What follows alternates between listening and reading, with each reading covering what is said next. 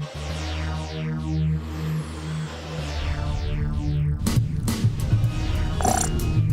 there. If you're new to the show, welcome. If you've been down from the beginning, all I can say is thanks.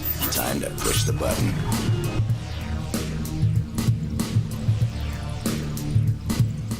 My name is Sean Akins. Jason DeMarco. Gil Austin. Hi, I'm Chris Hartley. Dana Swanson. Johnny Ray. Sarah Hardy. My name is Brent Busby, and I'm the sound designer. VP of Production. I am an editor. I'm the voice of Sarah. I am senior editor at Toonami. Is that right? Oh, how did I get involved in Toonami? Some friends of mine were working at Cartoon Network way back in 1994, and they called me and asked me if I wanted to help create a franchise in the afternoons, like an after-school block for the children. And we worked for a year to create a new destination, like after school, because I was that kid that used to get off the school bus and I would run home to see Voltron or what the fuck ever was on. And I loved superheroes and I loved all that stuff. So I thought I could recreate something like that for kids like me. I started working on Toonami in 1996. I got hired to work at TNT to make promos. And while I was doing that, during the day, in the evening, I would go downstairs to Cartoon Network, and Sean Akins and I would come up with ideas for what we thought Toonami should be called and what it should be. It was kind of totally different then because we didn't really come to work at regular hours. We would work kind of noon to 10, which when you were 22 was pretty great. Getting some weak signal. So the first airing of Toonami was March 17th, 1997, and we barely made it on air. My job was to sort of liaise between Sean and the rest of the network because he had an office here, but he never came. So people would just say, leading up to, like, where's all the stuff? And I was like, oh, I think we're going to be ready to turn it in. Everything was on tape back then, and we turned everything in about an hour before it aired, and everyone was super mad. Sean's theory was, what are they going to do, not air it? And he turned out to be right. From this point on, there's no looking back. All right, boot camp is about to begin. I started working for Toonami in 1998.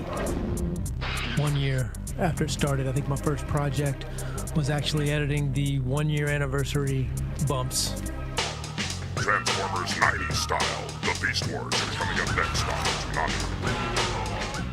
I think one of the big drivers for Moltar transitioning to Tom was we wanted to redesign the franchise just in general. I think it had been on for a couple of years, so we just wanted to freshen up and do something different. The first Tom came about because Sean had a Kid Robot sticker in his office that he was kind of obsessed with, and he really liked the look of that. The first Tom was cute, and then we eventually wanted to sort of get away from that. So he had like kind of the pot belly, and he didn't walk very well. We decided to give him backwards knees like elbows, which was a nightmare for animators, but we thought looked cool. So the look of Tom was very much driven by the needs of CG and also Sean's personal aesthetics. And the fact that the Absolution was the size of 2 football fields, he loved the idea of this giant, huge ship with this little guy inside, and you just would wonder, like, what does he do? And what about all the rooms? And he was right. People constantly asked us those questions. Sort of the iterations beyond that were always just trying to keep the same basic idea of Tom going, but with just a new and updated look. In terms of personality, it was really just sort of written from our perspective, I guess is the easiest way to say it. It was more showing our happiness about being able to do this and our love for anime and for video games and for music and for skateboarding and all the stuff that we did. So it's kind of everybody who wrote was writing from their heart, basically. So that's why it sort of, to us, always came across. We were never trying to talk down to kids. We were more just having a conversation. Life can be pretty tough sometimes, but one thing that can make it better is a friend. We wanted him to sort of be like the wiseacre older brother was kind of the vibe, like the person who's like slightly cooler than the kid who's watching, but not a dick, just sort of like kind of a smart aleck. Like once Steve came in, he really helped us find a good through line for how Tom should behave. And from that point on, we've just stuck true to that. We know in our heads what Tom would and wouldn't do, but we haven't articulated it much. When we added Sarah, that allowed him to have sort of a softer side, which I think is one of the reasons that he's survived so long, because now we have a different generation watching. They're not as into smart-ass jerk heroes, so it allows Tom to have that like softer side. What are you talking about? So the Total Immersion event, the first one, The Intruder, was really just a fulfillment, we thought, on all the promises that we had made to our fans and to this audience, like going up in it. We had a spaceship, like we had our set. So that was really how those started. We felt like, there's a way to tell a longer story. We can explore our world a little bit more. People can find out more about our host character, who really kind of was confined to a chair and still is predominantly. Every weekday at 5, Cartoon Network's building you a better cartoon show. We call it Toonami. Toonami, when it started, is a lot like it is now, actually. It started with just a group of people, a small group of people who wanted to make a show that they would potentially want to watch. The greatest thing about Toonami is we were able to, beyond like making a promo that told you this show is on at 5 o'clock, we were able to do other freeform stuff that was really just our art. You know, we kind of wanted to make stuff like that, so we just made different things. I mean, I think the sort of Toonami mission statement, for lack of a better word, is sort of the same. It's always been kind of driven by what we liked and wanted to do, and that was sort of the beauty of it. There was never a lot of money in it, but if you could convince Sean in the beginning to do it, and now Jason, you can pretty much do whatever you want to do. So that became video game reviews, shooting live action pieces with comic book artists that we wanted to meet, go riding in the Goodyear blimp because we thought it would be a cool thing to do. And there's still very much that Toonami vibe that just, we kind of come at things with a very insider knowledge, we really appreciate and really like what we work on. And so I think they all have this very genuine feel. Back then, we worked on much smaller things. We had a lot less footage to work with because we had a lot less storage to hold all that footage. On a real meta level, I mean, we were still working with tapes, and it was way more old school than now, where everything's delivered digitally. We have tons of media. And since then, it's gone through a lot of different kind of iterations. Kind of went off the rails a little bit and got a little crazy. But now, I feel like it's back to kind of how it originally was, with a small group of people just making a show that they would want to watch. All right, Tom, you're ready. I love this job.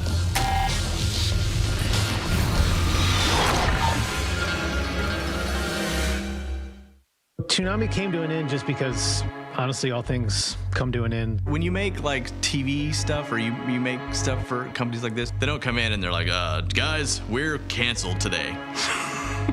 The corporations are a bit more nefarious about that kind of stuff. I think it was actually more sad for people that were watching TV, because when you were working here, we knew the writing was on the wall. Like when you were working on a TV show and you get the cancellation notice, it's never a surprise. That's why we had a goodbye message ready to go, and we just wanted to have the fans have like a goodbye, because other than that, it was literally Cartoon Network just going, pull and plug.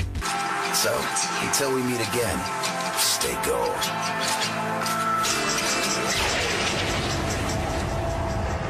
Bang. You're tearing me apart, Lisa! Oh, hi, Adult Swim. I got the results of the test back. I definitely have April Fools. When Toonami first came back on, obviously it was April Fool's, and they didn't make an immediate decision on when it would come back, or if it was going to come back full time. So that took about, I feel like it was a week or two, and every day it was sort of more likely, but it was still kind of figuring out what it was. And by the end of whatever that period was, it was, okay, when can you get it on and how much money do you need? So that was just a really quick turnaround to get it up. And then we had about 6 weeks after that to create a full night of packaging. So then that was a really big turnaround to make that. It was talking to as many people we could that had worked on it before to see what existed. Like, what could we resurrect to make a night. So we picked Memorial Day, which turns out to be a terrible time to try and launch a franchise because you're trying to get everything in at the last minute and everyone you're working with is trying to leave. So if we did it again, I would say maybe the weekend after Memorial Day would have been a better pick, but live and learn. Tom. So the journey to becoming Sarah was in 2013. I got a message that just said, "Hey, can you record this voice?" And I didn't really know what it was for, and sent it back. And then I got notes back, which normally when you're doing Scratch, you don't get notes back because that means the temp voice. And it's weird if somebody's like, "Nah, do it like this." So then I recorded it again, and then they were like, "Oh, by the way, you're airing Saturday night." And I was like, "Oh, okay." So I found out just a couple days before Sarah went live that I would be Sarah. So, how the new system's feeling? I'm still working out the kinks. Sarah's definitely been on a journey, and similar to the way that Tom has. The first Sarah and second Sarah, I'd say, were a little bit more down to business. In Sarah 3, 3.5, and 4, it's been a little bit more playful. As far as like her dynamic with Tom, she's definitely the one who's more down to business and will get serious when it's time to get serious. But I think that the back and forth between her and Tom, it's like a brother-sister relationship, I'd say. There's definitely an intruder in the station. Thanks for the update, Sarah. My favorite part, I think, is when I get to do something from like the ground up. Like Intruder is all like it comes to me and it's a total blank canvas. There's no sound at all, so you have to design every little element. There's definitely an intruder in the station. Thanks for the update, Sarah. It's an interesting thing, Toonami. It has a very loyal following, and it's a very unique group of people that like anime, and we're an outlet to that group of people, and that's a pretty special thing to witness. The thing I've always enjoyed about Toonami is that because we designed it, Sean very smartly designed it to be a catch-all for everything that he thought was cool, that we as a group thought was cool. It has allowed us to be a whole bunch of different things, even though it's technically just an excuse to show cartoons and get advertiser money. It's allowed us to interview really interesting people, musicians, astronauts, scientists. It's allowed us to write speeches when we're in the mood to talk about a subject and inspire kids and adults. It's allowed us to work in the world of CG and tell cool science fiction adventures because I'm a science fiction nerd. It's allowed us to put out albums. It's allowed us to make shows. And then the second equally important thing is everyone has been working at Toonami for a long time. We of course have newer people on board, but everyone that has worked on Toonami has done so because they were passionate people who cared about doing good work. And I think that we have the greatest team and have forever. You couldn't ask for a better setup than that. You're setting yourself up to succeed when you're working with people who are pushing each other to be great. What could be more beautiful than doing work that puts your soul at risk? Because that's what it means to be alive. Yeah, it feels great to be part of the 20th. I cut promos for the first anniversary, so cutting stuff for the 20th. Yeah, sure. Why not? So the 20th anniversary is pretty, one, it illustrates how old we all are. And then beyond that, it's just sort of crazy that a programming block of an afternoon kids show would have such an important impact on people's lives that they care about it 20 years later enough that we can still be on the air. It's neat that I'm kind of the newbie. I feel like I'm still the newbie because I wasn't part of the original run. And to be part of it and help it keep going is pretty great. It's amazing to think that I've been around for 16 years of it or so, off and on. We've been watching some of the old interstitials as we've been working for stuff, and it just amazes me how far it's come and how much we've done.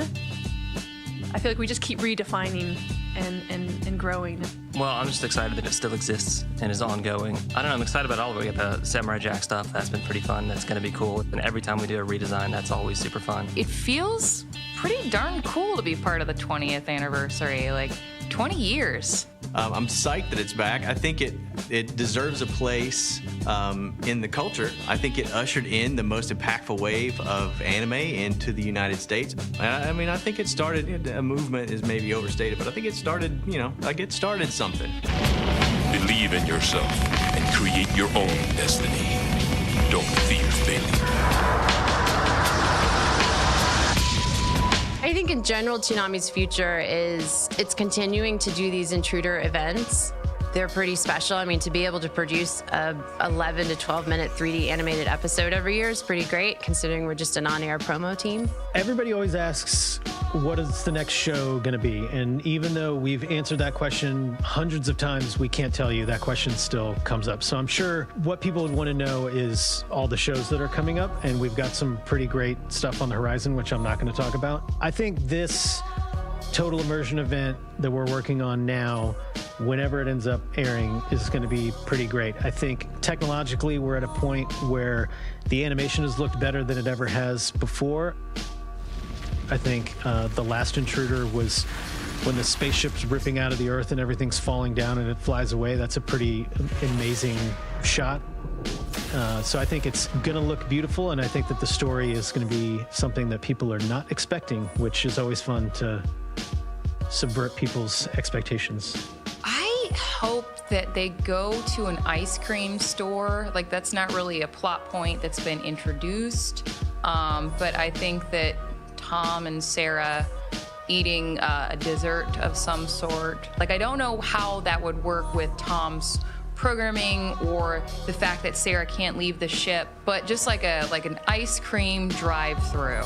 It's a little weird to say I've been doing something for 20 years, especially when I talk to someone who has no idea what Toonami is, which there's plenty of people out there, and they're like, you've been doing it for 20 years? I'm like, yeah, and I did it for 20 years and you still haven't heard of it. But if I can keep having fun and keep working with the same amazing people and having great experiences, I think I'm damn lucky. I think I'm damn lucky to have done it for 20 years.